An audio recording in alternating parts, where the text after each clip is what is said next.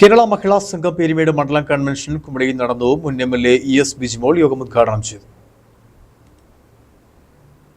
വികസന പ്രവർത്തനങ്ങൾ കിഫ്ബി എന്ന് പറയുന്ന ഒരു ചെറിയ ബാങ്കിന്റെ സഹായത്തോടുകൂടി നമ്മുടെ കേരള ഗവൺമെന്റ് നടപ്പിലാക്കിയത്.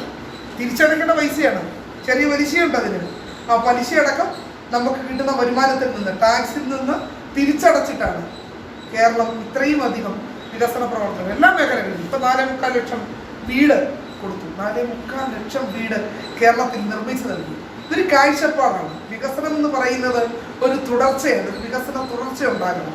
അതാ വിഷൻ 2030 എന്ന് പറഞ്ഞിട്ട് ഇപ്പം കേരളം എല്ലാ മേഖലകളുമായി ബന്ധപ്പെട്ട് AKG പഠന ഗവേഷണ കേന്ദ്രത്തിന്റെ സഹായത്തോടു കൂടി കേരളത്തിൽ വിഷൻ 2030 എന്ന് പറയുന്ന പ്രൊജക്ട് ഡ്രാഫ്റ്റ് ചെയ്ത് കഴിഞ്ഞു. കാരണം മണ്ഡലം സെക്രട്ടറി കവിത ബാബുക്കുട്ടി, പ്രസിഡന്റ് ഇളവേണി, ജില്ലാ കമ്മിറ്റി അംഗങ്ങളായ രാജമതമ്പിക്കുട്ടി, സിജി ജോൺസൺ, രജനി ബിജു എന്നിവർ യോഗത്തിൽ സംസാരിച്ചു. സമ്മേളനത്തിൽ വെച്ച സംസ്ഥാന junior bodybuilding championship Sumesh PS-നെ ആദരിച്ചു.